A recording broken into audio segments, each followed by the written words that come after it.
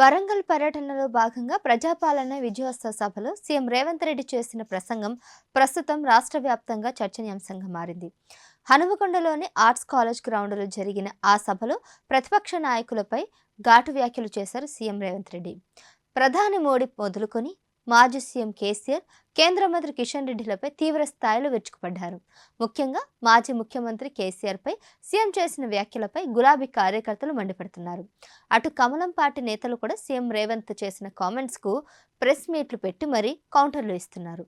మరోవైపు సోషల్ మీడియాలో తెలంగాణ వాదులు సైతం సీఎం ప్రసంగాన్ని తప్పుబడుతున్నారు. కేసీఆర్ అనే మొక్కను మళ్ళీ మొలవనివ్వనని వరంగల్ గడ్డ మీద నుంచి ఈ మాట చెప్తున్నానని విజయోత్సవ సభలో అన్నారు రేవంత్ రెడ్డి.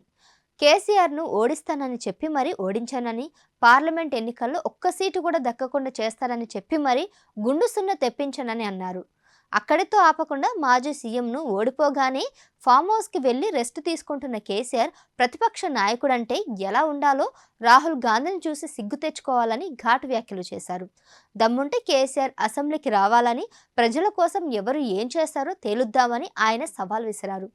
ఈ కామెంట్స్కు సీరియస్గా తీసుకున్నటువంటి బీఆర్ఎస్ అభిమానులు రేవంత్ చరిత్ర మర్చిపోకూడదని సెటైర్లు వేస్తున్నారు.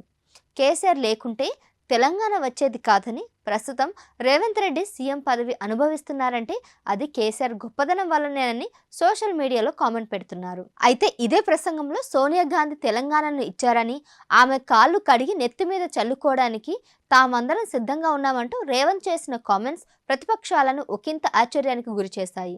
సోనియమ్మ కాళ్ళు కడిగి నెత్తి మీద చల్లుకోవడం ఆత్మ గౌరవంగా భావిస్తున్నానని సాక్షాత్తు సీఎం రేవంత్ రెడ్డి చెప్పడంపై తెలంగాణ వాదులు మండిపడుతున్నారు. సభలో కేంద్ర మంత్రి కిషన్ రెడ్డిని ఉద్దేశించి మాట్లాడిన సీఎం రేవంత్ రెడ్డి గుజరాత్లో సబర్మతి నదిని అభివృద్ధి చేస్తే మోదీ గొప్పగా చేశారంటూ కిషన్ రెడ్డి చప్పట్లు కొడతారని, అదే మూసిని ప్రపంచానికి ఆదర్శంగా అభివృద్ధి చేస్తామంటే ఒప్పుకోరని తప్పుబట్టారు. సిగ్గు లేకుండా తాను మోడీ గులాబునని చెప్పుకోమంటున్నారని, తన్నేమో సోనియమ్మకు గులాం అంటున్నారని మండిపడ్డారు. సోనియమ్మ కాలు కడిగి నెత్తి మీద చల్లుకుందామని, దాంతో మోదీకి ఊడిగం చేసినందుకు కొంతైనా మీకు ప్రక్షాళన జరుగుతుందని కిషన్ రెడ్డి గురించి అన్నారు. ఈ వ్యాఖ్యలపై బీజేపీ నేతలు ఆగ్రహం వ్యక్తం చేస్తూ రేవంత్ రెడ్డికి బీజేపీ ప్రధాని నరేంద్ర మోడీని విమర్శించే స్థాయి లేదన్నారు. ముఖ్యమంత్రి హోదాలో ఉన్న రేవంత్ రెడ్డి నోరు అదుపులో పెట్టుకోవాలని సూచిస్తున్నారు. ఒకప్పుడు తెలంగాణలో 1000 మందికి పైగా బలిదానాలకు కారణమైన బలిదేవత సోనియా గాంధీ అన్న రేవంత్ రెడ్డి ఇప్పుడు మాట ఎందుకు మార్చారని ప్రశ్నిస్తున్నారు బీజేపీ నేతలు. కావాలంటే సోనియా గాంధీ కాలు కడిగిన నీళ్లు రేవంత్ రెడ్డి తనపై చల్లుకోవచ్చునని, కానీ తమకు అవసరం లేదని అన్నారు. పదవుల కోసం పార్టీలు మాటలు మార్చే వ్యక్తి రేవంత్ రెడ్డేనని మండిపడుతున్నారు. ఉచిత బస్సుతో సహా ఇచ్చిన 6 గ్యారంటీల్లో ఏ ఒక్కటి కూడా పూర్తిగా నెరవేర్చలేని సీఎం రేవంత్ రెడ్డి సోనియా గాంధీ, రాహుల్ గాంధీల మెప్పు కోసం అడ్డగోలు వ్యాఖ్యలు చేస్తున్నారని అంటున్నారు.